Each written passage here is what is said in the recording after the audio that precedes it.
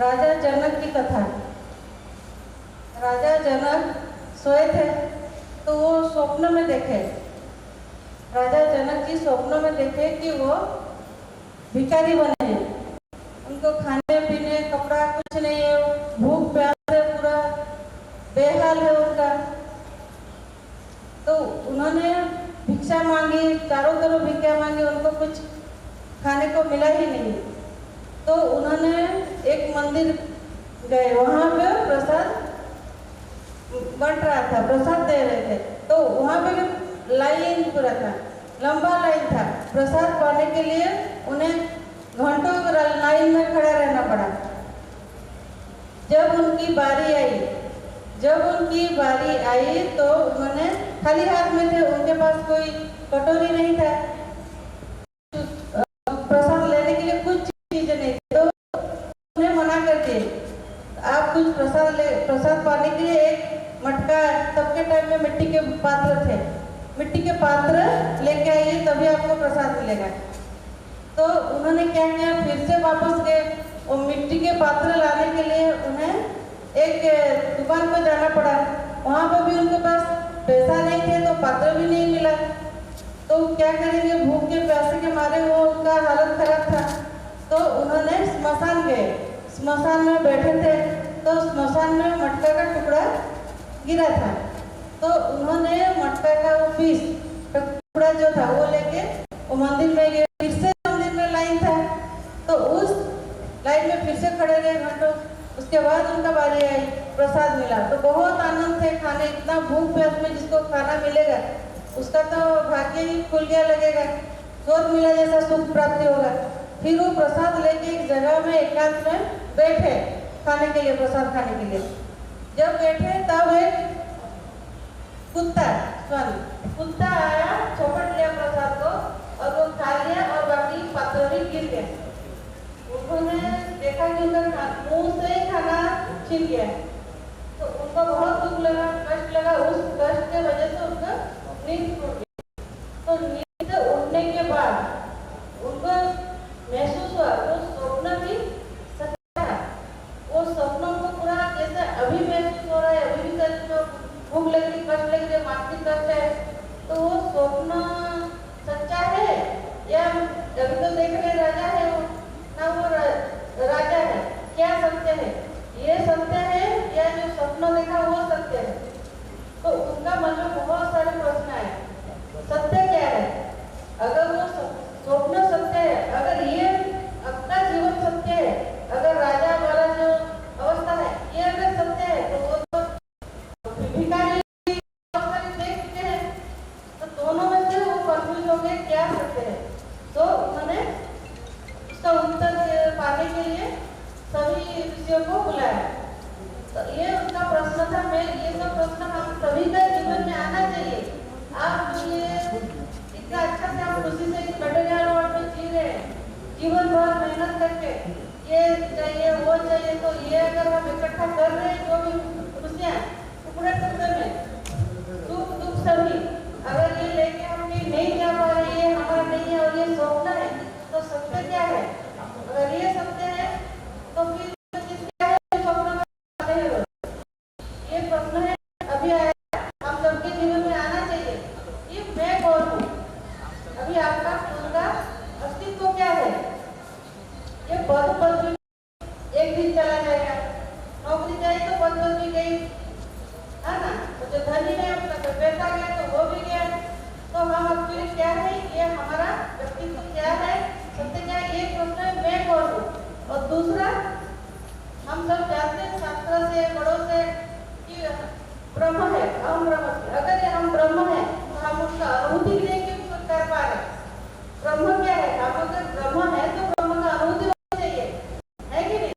और उसके बाद मोक्ष क्या है? सब जानते हैं, उसके बाद मोक्ष है।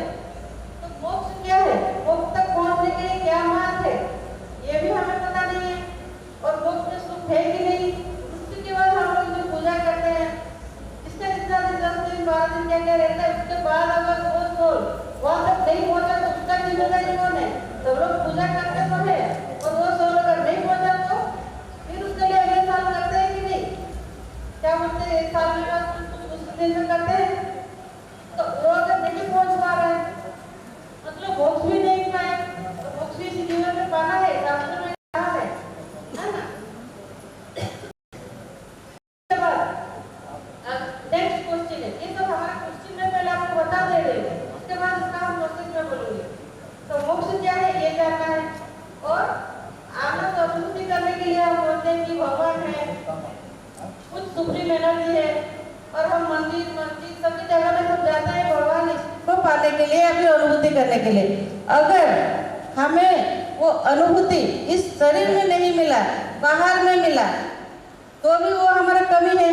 बाहर में थोड़ा बहुत अनुभूति मिलती है, मंदिर जाने से आनंद मिलता है, फिर घर आओ तो वही हालत, जो भी वही अपना परिस्थिति में, टेंशन भरा जीवन में। ईश्वर का अनुभूति है तो वो कैसा है, कहाँ है?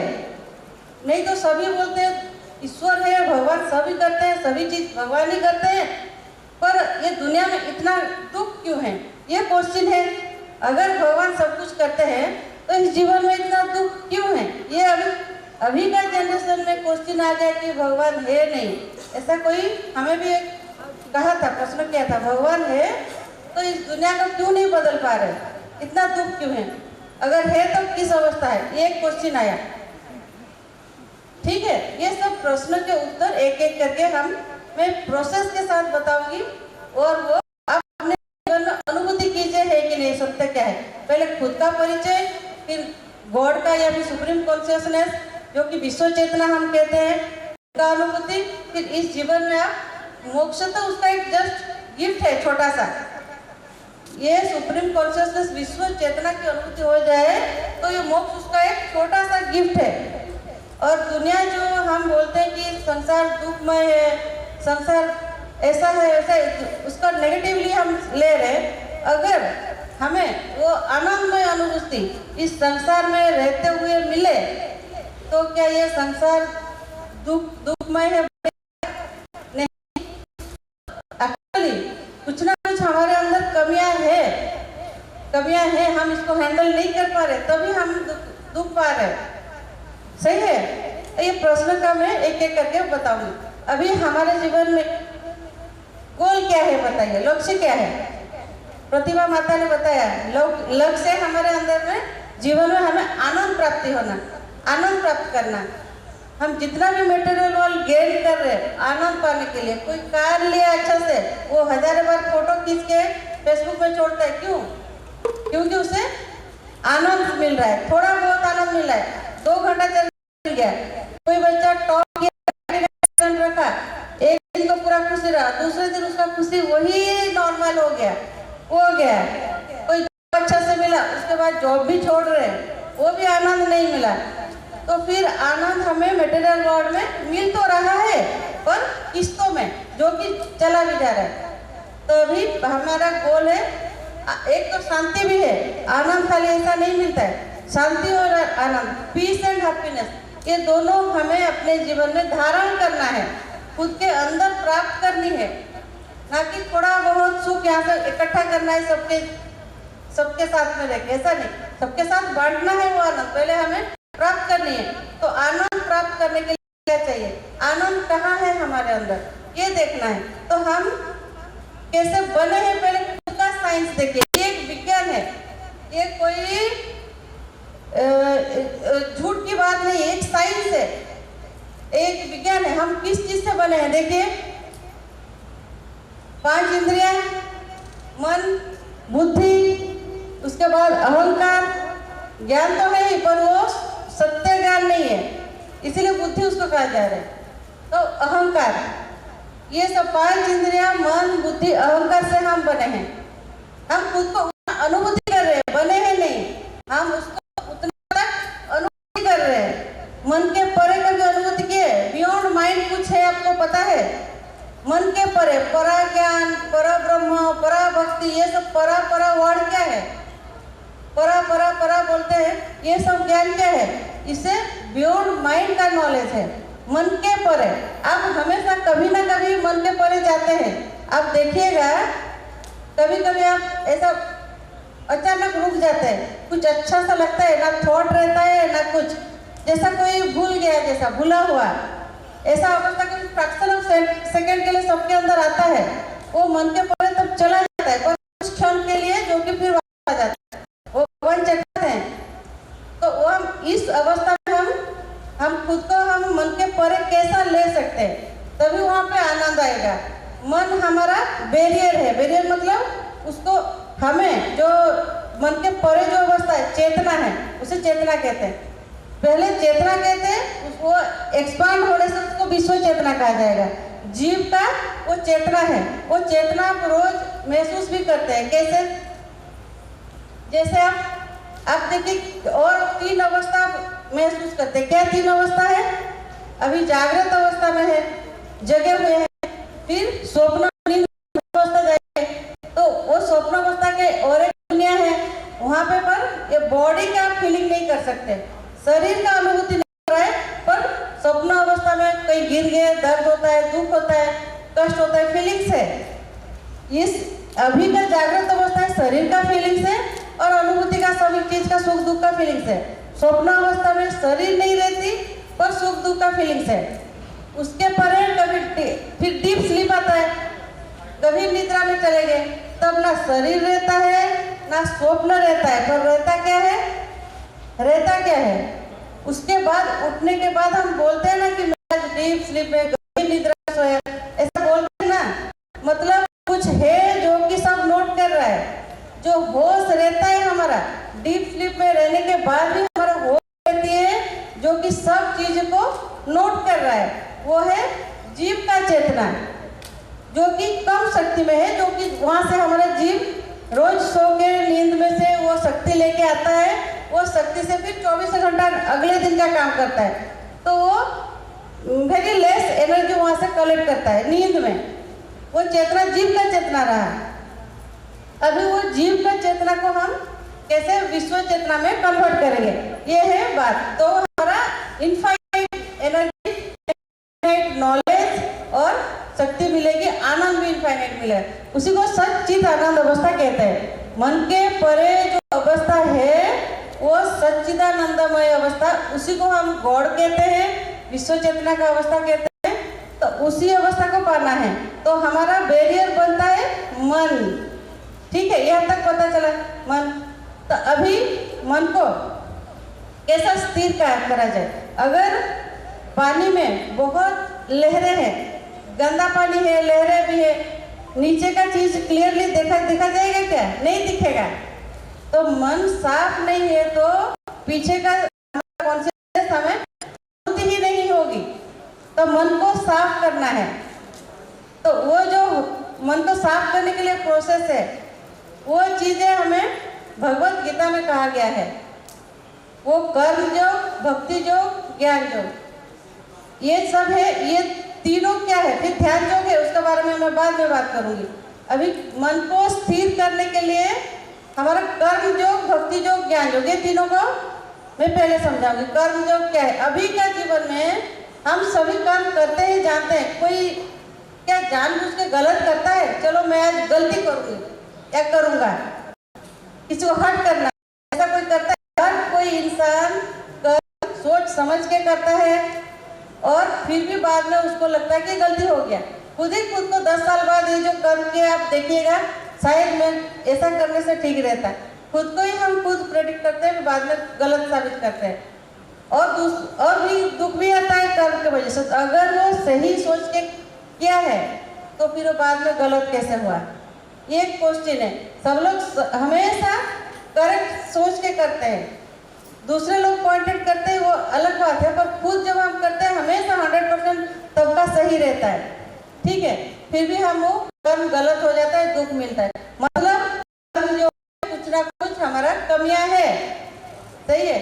अभी और एक चीज है, उसमें निष्काम कर्म योग के बारे में भगवत गीता में कहा गया है। निष्काम कर्म योग, तो ये क्या चीज है? बिना कामना के कुछ भी हम कर्म करें। मानो बच्चा पढ़ाई कर रहा है तो वो तो 100% पास मार्क के लिए तो करेगा, मतलब वो तो इच्छा किया, कामना किया, तो फिर वो गलत हो गया। बिना कामना से वो तो पढ़ाई नहीं करेगा। हर एक कर्म में हमें तो इच्छा करना ही पड़ता है ना नहीं? तो फिर हम निष्काम कर्मयोग क्या है?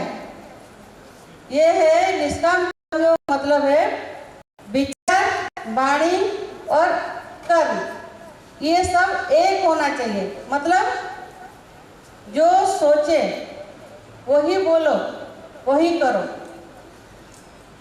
निष्काम कर्मयोग कैसा होगा और मन स्थिर कैसा होगा? जो सोचोगे उतना बोलोगे, उतना करोगे। ये पूरा सत्य चीज फिर हमारा अलाइनमेंट हो जाएगा ट्रूथ के साथ। एक सोचा, दूसरे को कुछ बोला, तीसरे को कुछ बोला, ऐसा करने से हमारा कर्मयोग का वो खंडन हो जा रहा है। और अगर ऐसा करेंगे तो हमारा मन स्थिर होगा। कर्म योग करने के लिए क्यों बोला गया, भक्ति योग करने के लिए क्यों बोला गया है, ये सब योग क्यों कहा गया है? ये सभी योग मन को स्थिर करने के लिए कहा गया है। मन में विचार जितना जरूरत है उतना है, करेक्ट है।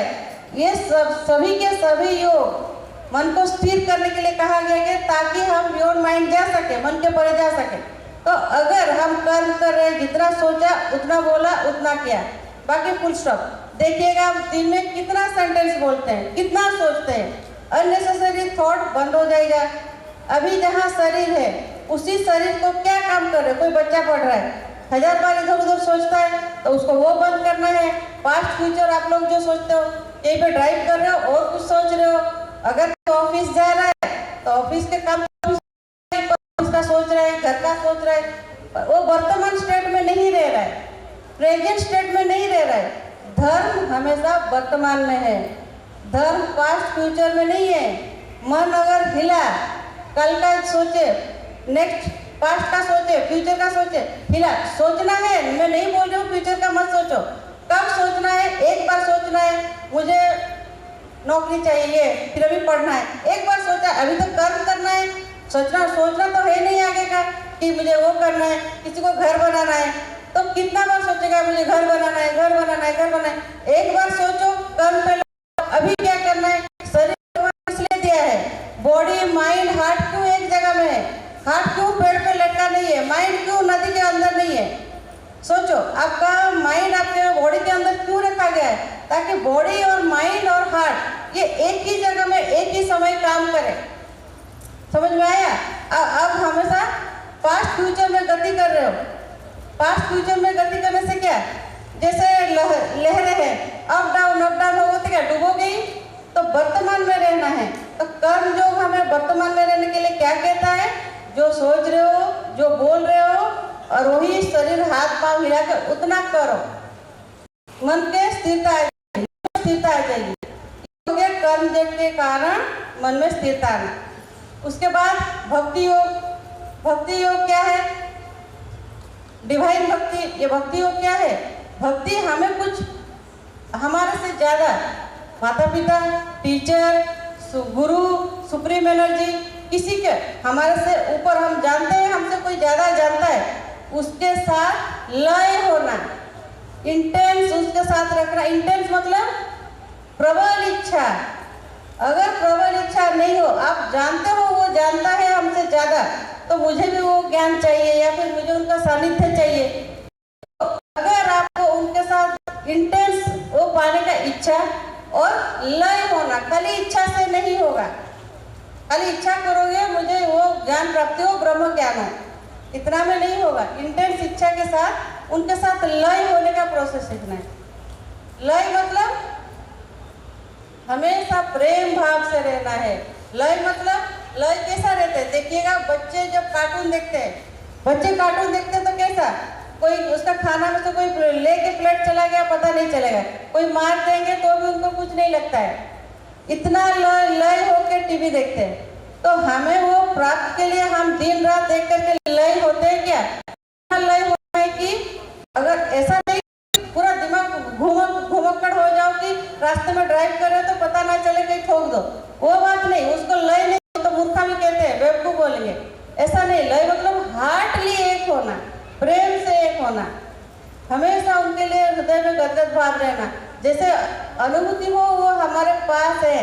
जैसे कि एग्जाम्पल दे रहे, नव दंपति, नया शादीशुदा, अगर उसका हस्बैंड कोई बाहर भी गया है तो उसका दिल में क्या हमेशा प्रेम भाव रहती है, रहता है कि नहीं? कुकिंग, खाना बनाने के टाइम में, कहीं जाने के टाइम में, कहीं पे वो कोई प्रेमी प्रेमिका को कहीं हो उन काम में लेंगे, किसी को पता तक नहीं चलेगा कि वो किसी के बारे में सोच रहा है या सोच रही है।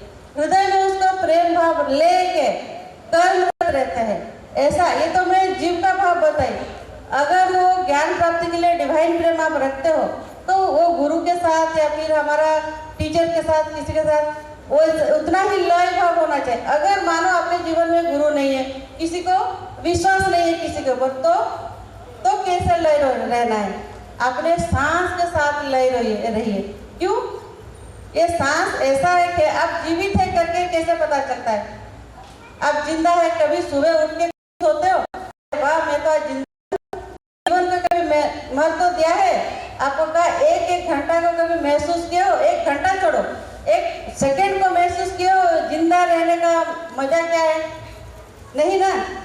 बस खाली अब हम क्या फीलिंग, अनुभूति करते हैं इवेंट्स को, ये घटना गई, आगे ये घटना होगा, खाली घटना को लेके हम जिंदा है। हम एक घटना का समूह का रूप है, ऐसा अवस्था में जी रहे हैं। ऐसा नहीं, हम जिंदा है करके जियो। कैसे? वो सांस का अनुभूति, सांस में जो आनंद है। हम तो मन का स्तर में जी रहे हैं, मन को तो पूरा घोड़े के जैसा दौड़ा रहे हैं ना, उसको बंद करके सांस कैसे ले रहे हो उसका महसूस कीजिए, तो पता चले फ्रैक्शन सेकेंड आप कितना आनंद में रहेंगे। एवरी मोमेंट आप पूरा आनंद में स्थिति में रह के काम करेंगे। तो अगर आपको गुरु नहीं मिला, विश्वास नहीं है किसी के ऊपर, तो आपको अपने सांस के साथ लय होके चाहिए। उसको मैं बाद में उसको प्रैक्टिस आपको कराऊंगी, ये समझाने के बाद कैसे लय होना है सांस के साथ। ठीक है? तो अभी क्या बोल रही थी? भक्ति योग का। भक्ति योग में मतलब किसी से लय हो जाना और इंटेंस इच्छा रखना वो प्राप्ति के लिए, मटेरियल वर्ल्ड का नहीं, हमारा सत्य के बारे में जो क्वेश्चन बोले वो सत्य के आपका परिचय के लिए। हाँ, ये हो गया भक्ति योग। फिर ज्ञान योग। हम ज्ञान योग किसे कहेंगे?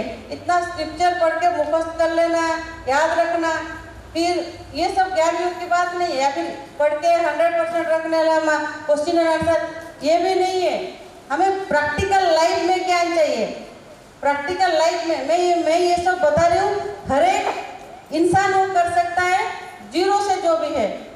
हर एक इंसान, जितना क्रिमिनल माइंड हो, सबके लिए ये स्थिति है। जितना मूर्ख हो, कोई कुछ एबीसीडी ना जाने जीवन का, उसको भी ये चीजें आएगा।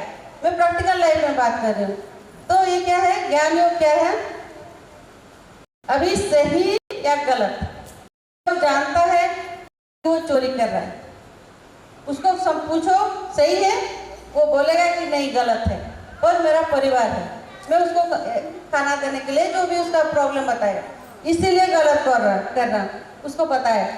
जो ऑफिस में रहते वो जो करप्शन है उनको नहीं पता है, सबको पता है कि ये गलत है, और जानबूझ के करते हैं, अपना दुखड़ा सुनाते हैं। ये बात है, सही है कि नहीं? तो ज्ञान योग ये है कि जो सही मानते हो, जानते हो, उसको ग्रहण करो। जितना मुसीबत है फेस करो, सत्य बोलो, उसको आचरण में लाओ। हर एक मोमेंट में आप अपना ज्ञान को खुद आचरण, जो जानते हो उसको आचरण करना है। सही ये है, गलत है, सही है, गलत है।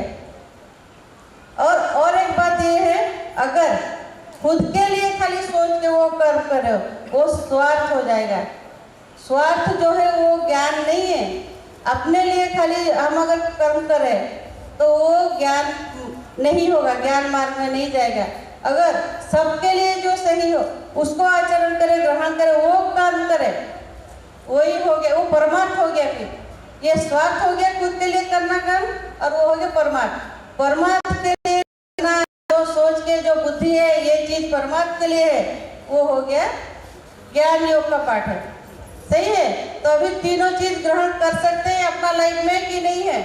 अगर कर्म करना है तो किसी को, अगर मैं सही कर्म कर रही हूँ, किसी को और दुनिया के सबको, दुनिया में जितने लोग हैं सबको प्रेम करके, सबको अपना समझ के नहीं कर सकते क्या?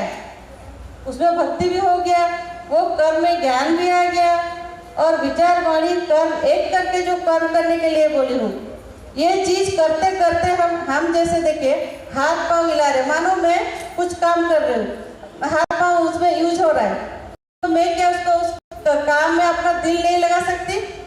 लगा सकती हूँ ना, अपने दिल से काम कर सकती हूँ और बुद्धि भी उसमें लगा सकती हूँ, मन को भी पूरा कॉन्सेंट्रेट करके वही कर्म का विचार रख के। तो मेरा क्या उसमें कर्म योग, भक्ति योग, ज्ञान योग एक नहीं हुआ क्या? एक ही लाइफ में, एक ही शरीर में हम कर्म, भक्ति, ज्ञान को एक कर सकते हैं कि नहीं कर सकते? कर सकते हैं। और तीनों चीजें, तीनों योग हमें मन को स्थिर रखने के लिए कहा गया है। तीनों योग अगर आप एक भी करो मन स्थिर होगा, और बाकी दोनों करने से देखिए चेतना प्राप्ति के लिए ना ये चीज अगर एक एक करोगे ना तो समाधि तक जाओगे। एक चीज समझा दे रही हूँ, अगर एक योग किए तो समाधि जरूर प्राप्ति होगी, मोक्ष भी प्राप्त हो जाएगा, आनंद भी प्राप्त हो जाएगा। और विश्व चेतना तक जाने के लिए आपको सभी योग एक ही जीवन में करना चाहिए, तभी होगा। इसका क्यों, उसका भी कारण बता रही। देखिए इसके आगे है ध्यान योग, ये कर्म योग, भक्ति योग, ज्ञान योग, ये अगर तीनों कर रहे हैं, तीनों करने से हमारे अंतःकरण तो शुद्ध है, मन में स्थिरता आएगी, विचार साइलेंट होगा, जब जरूरत उतना, उसके बाद इंसान प्योर हो गया, मतलब वो प्योर इंसान हो गया। उस प्योरिटी के टाइम में वो अगर ध्यान में बैठे तो मन स्थिर है, तो मन का स्थिर बियॉन्ड वो चीजें उसको दिखाई देगा, वो चेतना की अनुभूति तभी होगी। ये ध्यान उसके लिए है, ये तीनों करके मन को शांत रखो और अगर ध्यान में बैठे तो चेतना की अनुभूति हो जाएगी, तो हम बियॉन्ड माइंड जा सकते हैं।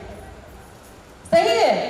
तो ये हो गए चारों योग। अगर ये तीन है जो कर रहे हो तो ध्यान योग आपका परफेक्ट काम होगा। तो अभी आगे, अभी मन को स्थिरता हो गया, मन स्थिर होने से चेतना तक पहुंच गए, विश्व चेतना की अनुभूति हो रही। अभी इसमें और अभी हमारा ब्रह्म ज्ञान और समाधि की अवस्था, ये इसमें कौन सा ज्ञान कहाँ मिलेगा ये मैं बता रही हूँ। सही है?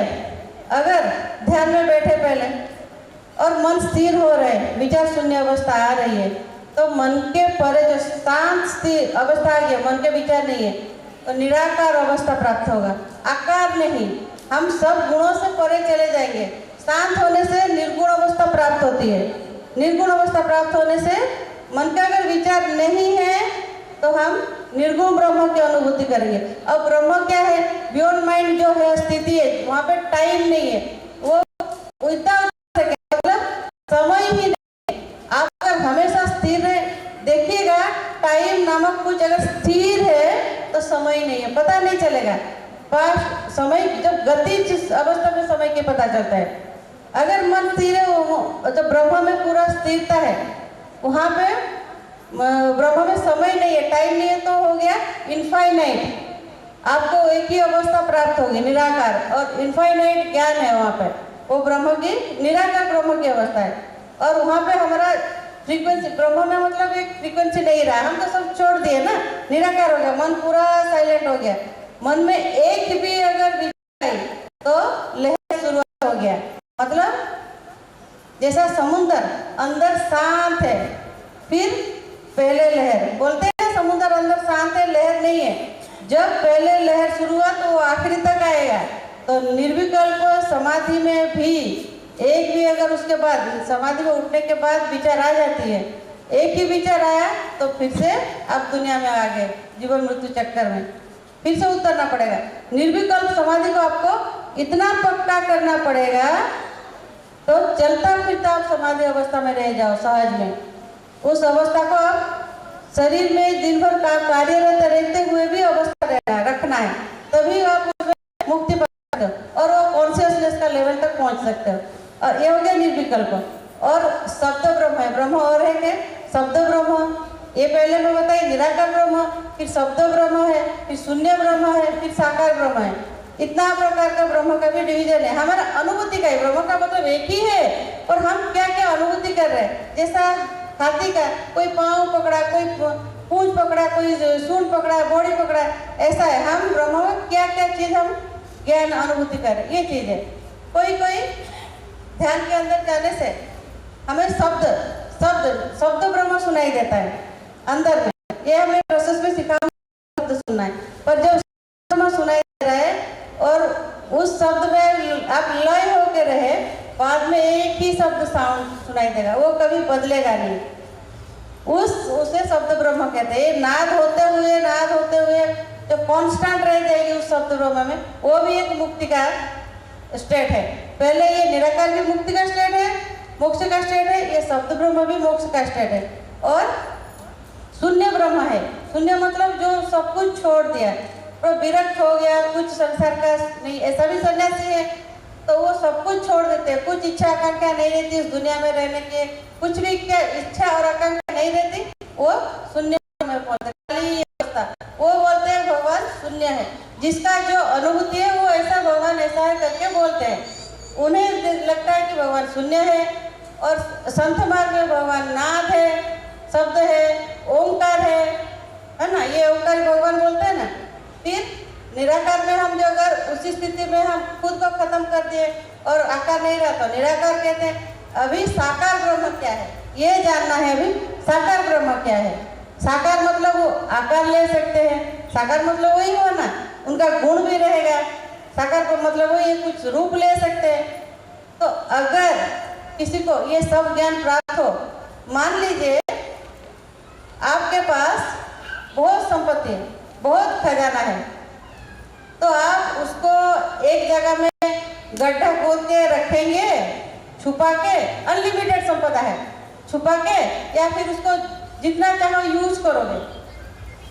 यूज करना है, वो लगेगा ना मेरा इतना क्रिएशन है, मेरे पास इतना है, तो मैं उसको यूज करूँ। पर अभी जो गरीब है उसके पास मानो 1000 रुपया एक है, तो उसको वो तो हाथ के मुट्ठी के अंदर रखेगा ना, वो खर्चा करना नहीं चाहेगा। तो ऐसा मैं एग्जाम्पल इसलिए बोल रही हूँ, अगर ये सब ज्ञान मिल गया आपको, ये ज्ञान मिले तो आप इस जीवन में अगर आ सके तो ये माया में फंसेंगे नहीं। अगर आपको सभी प्रकार ज्ञान मिला, मतलब ये ज्ञान मिलने का मतलब क्या है, तो आनंद और शांति प्राप्त होगी।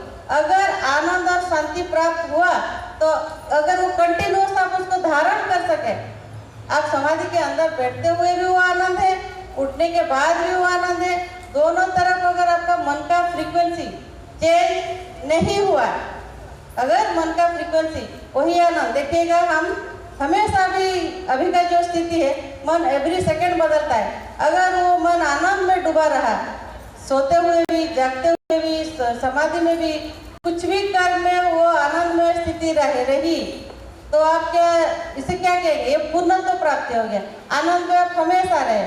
और इसे प्राप्त करने के लिए हमें ये सब स्टेप जाना पड़ेगा, सभी कर्म योग, सभी योग, कर्म, भक्ति, ज्ञान, उसके बाद ध्यान, और ये करके हम बियॉन्ड माइंड पहुंचेंगे। सही है। अभी मैं ब्रेन का फ्रीक्वेंसी के बारे में थोड़ा कह रही हूँ, तो ये सब हो गया एक साइड का। अभी प्रैक्टिकल मेथड में बता रही हूँ, प्रैक्टिकल मेथड, ठीक है। तो अभी मैं अभी तक का क्या बताई, इसका मैं थोड़ा शॉर्टकट में बता दे रही हूँ। हमें ये मन के कारण हमारा स्वरूप जो है सच्चिदानंद अवस्था सबके अंदर है, मन के कारण हम वो अवस्था प्राप्त नहीं कर पा रहे, तो उसे प्राप्त करने के लिए, पूर्णत्व प्राप्ति होने के लिए, परब्रह्म प्राप्त होने के लिए, हमें मन को स्थिर करने के लिए ये सभी कर्म, भक्ति और ज्ञान और ध्यान, ये सभी योग पालन करना है। अभी मन का हमारा स्थिर नहीं हो रही, अभी प्रैक्टिकल में बोलूँगी कैसे उसको स्थिर किया जाए। आप जस्ट खाली 5 सेकेंड ऐसा कीजिए और आपका अनुभूति मुझे बताइए। देखिए, अभी मान लीजिए कोई किसी का गुरु है नहीं, वो तो मैं नहीं जानती। अब आप अपना सांस पे लीजिए, ठीक है। जस्ट टेक्निक्स आप कीजिए, आराम से सांस ले लीजिए। छोड़ने के टाइम में, सांस छोड़ने के टाइम में मन में सोचिए हु, HU, हु से जो ह्यूमन हुआ है, ये बताऊंगी क्यों हूँ। सांस छोड़िए और मन में खाली सोचिए और अनुभूति कीजिए। Feel your mind, feel your mind. Feeling नहीं है तो ध्यान एक फीलिंग है, फीलिंग्स के अंदर जाना है। तो आराम से सांस ले लीजिए। छोड़ने के टाइम में हु छोड़ दीजिए और ब्रेन को फील कीजिए। 5 कीजिए।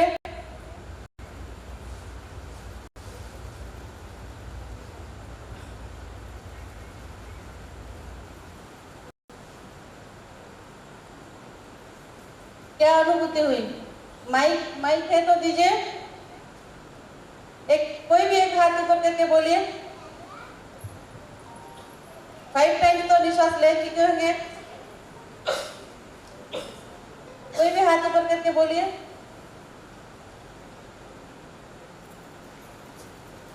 कुछ शर्माने की जरूरत नहीं है, डरने की जरूरत नहीं है। कोई भी कुछ अनुभूति हुआ तो बोलिए, या फिर मैं पूछती हूँ आपको।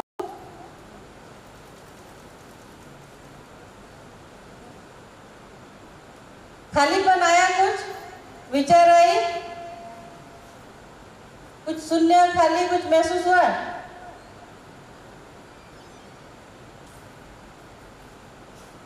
या फिर कुछ भी अच्छा लगा अंदर अपना? आराम से ले लीजिए और छोड़ने के टाइम में हु को छोड़िए।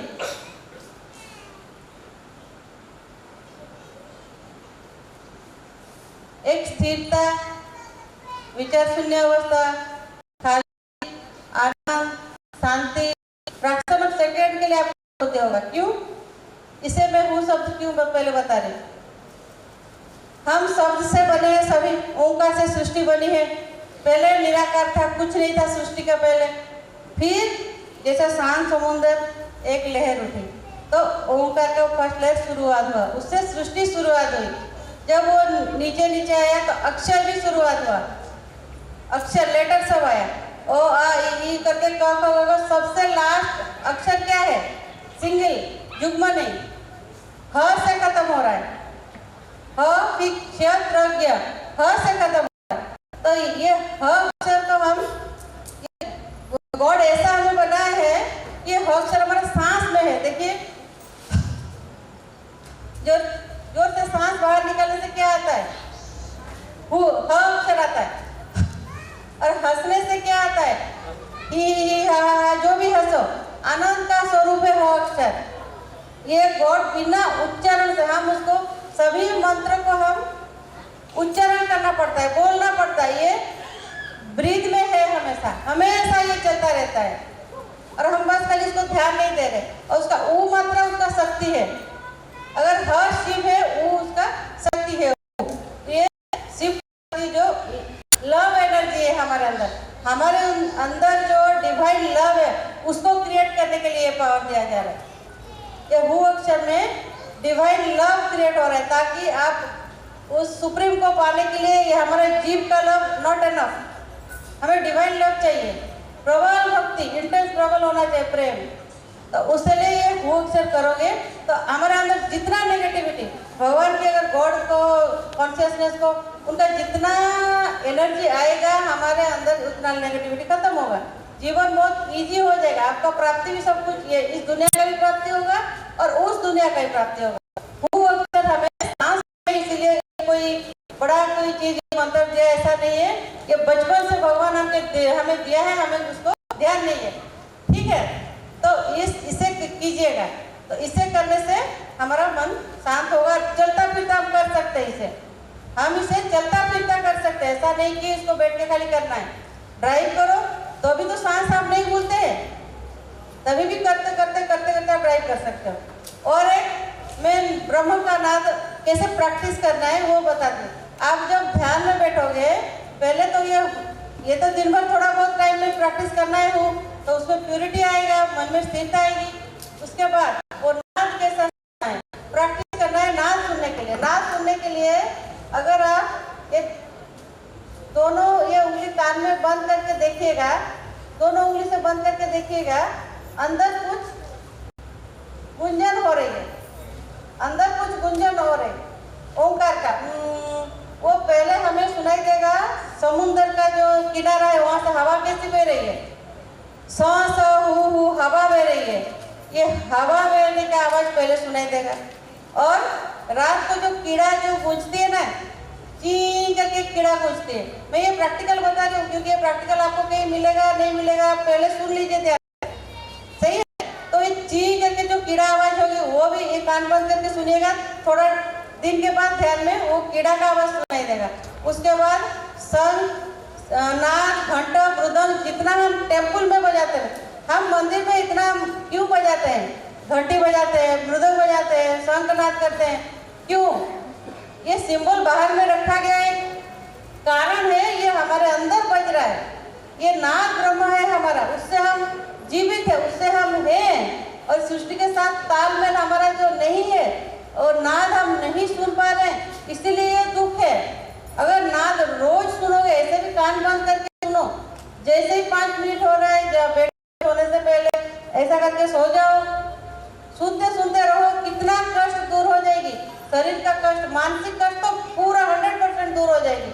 जितना सुनोगे उतना शक्ति अंदर आएगी, उतना नाद आपके अंदर आएगा, आपको इस सृष्टि के साथ बैलेंस हो जाएगा, हार्मनी हो जाएगी। इस हार्मनी के वजह से हम आनंद में रहेंगे, डिसहार्मनी के कारण ही दुखी है ना। तो ये हो गया नाद ब्रह्म सुनने का प्रक्रिया। और भू से आप निराकार ब्रह्म को प्राप्त हो गए, भू से आप खाली हो जाओगे। जो भी ध्यान तो बैठोगे, जिसको जो प्राप्ति पहले होगा वो अपना पहले कर्म के हिसाब से, किसी को ये मिला वो मिला, कोई कम ज्यादा नहीं है, पहले जन्म के कर्म के हिसाब से और हमारा रुचि के हिसाब से। किसी को शांति में बैठना एकांत अच्छा लगता है, वो निराकार ब्रह्म प्राप्त कर जाएगा। और कोई भीड़ में किसी को अच्छा लगता है, ऐसा नहीं कि भीड़ में कोई सन्यासी या फिर संत नहीं है, भीड़ में वो नाद सुनते सुनते मजे में रह रहा है, किसको क्या पता। तो उससे जो नाद ब्रह्म जिसको पसंद है वो सुनता रहे, वो हर एक कर्म में बाहर भी शब्द के साउंड के मार्केट के अंदर में रहने से भी वो नाद उसको सुनाई देता रहेगा। तो वो हो गया दूसरा टाइप का मुक्ति। और शून्य वो तो बताइए, जो किसी को रुचि नहीं हो पूरा बह रहेगी, उसका पार्ट अभी नहीं हूँ, क्योंकि तो प्राप्त के लिए ये तीनों चाहिए। सही है, ये हो गया नाद ब्रह्म सुनने का। अब इस ब्रह्मनाद का और कुछ प्रश्न है तो पूछिए, या फिर स्पिरिचुअल क्वेश्चन है तो बताइए। देखिए मैं पहले क्या बताई, हम कौन है, ब्रह्म है। क्वेश्चन क्या था, खुद को जानने के लिए ध्यान मार्ग में जाओ और खुद का परिचय पाओ कि वो ब्रह्म है। अहम ब्रह्मस्मि कैसे आएगा, हम ब्रह्मस्मि, और बियॉन्ड माइंड पहुंचो, निराकार पहुंचो, ब्रह्म की अनुभूति हो जाएगा। फिर गॉड है कि नहीं कैसा पता चलेगा, कॉन्शियसनेस के साथ कांटेक्ट हो जाएगा, वो गॉड है, कौन है, कैसा है, वो पता आ जाएगा। मोक्ष क्या है, ये नाम सुनते ही आपको हो जाएगा, जो निराकार तुरंत पहुंचा उसको। दुख कष्ट ही मोक्ष है, आनंद प्राप्ति करना ही मोक्ष है। सही है कि नहीं, सही है, ये हो जाएगा। फिर पूरा कंप्लीट आपको उसमें ज्ञान प्राप्ति हो जाएगा, भक्ति, नॉलेज सब कुछ प्राप्त हो जाएगा। आपको 100% प्यूरिटी होगी, 100% ज्ञान के अधिकारी होंगे और आनंद प्राप्ति 100% हो जाएगा, पूरा इनफाइनाइट, मतलब तभी आपको पूर्णत्व प्राप्ति होगा। जो बैठने के बाद भी जो अवस्था आनंदमय स्थिति, उठने के बाद भी संसार में वही आनंदमय स्थिति में काम करो, ये हो जाएगा हमारा जीवन का लक्ष्य। संपूर्ण सच आनंद, सत हो गया मन की स्थिरता। मन की स्थिरता के कारण हम चित्त को पहचान पाए। चित्त मतलब होश, जो नींद के परे जो है। सत हो गया मन का स्थिरता। पहले ध्यान से सुनिए, सच्चिदानंदमय अवस्था कौन सा स्टेप क्या क्या है। सत हो गया मन का स्थिरता, चित्त होगी बियॉन्ड माइंड, मन के परे, और दोनों चीज हो गया तो आनंद आपका गिफ्ट है। पूरा हमेशा ये चीज हमेशा अभ्यास हो जाए, हमेशा तो कोई 100% नहीं, थोड़ा पहले फ्रैक्शन ऑफ सेकेंड किसी को अनुभूति होगी, फिर 5 मिनट अभ्यास करते करते और 24 घंटा रह जाएगी, ये हो जाएगा आनंद स्थिति। अंदर बाहर समान, हम अभी सत्य है, मतलब अंदर बाहर समान हो जाएगा तो हम कभी फिर बदले क्या, फिर मन का अस्थिरता के कारण बदलेंगे क्या, नहीं। फिर हमारा स्वरूप क्या हो जाएगा, सच्चिदानंदमय अवस्था। उसे क्या कहेंगे, जो हमेशा नहीं बदलेगा, सनातन। सनातन मतलब जो हमेशा है, था और रहेगा। सनातन धर्म मतलब जो हमेशा के लिए है, और वो है सच्चित आनंदमय अवस्था। हमारे अंदर का सत जागृत करो, चित अवस्था को आओ और आनंदमय प्राप्ति करो। चलता फिरता इस एक जन्म में एक जन्म में ये अवस्था को प्राप्त होगी।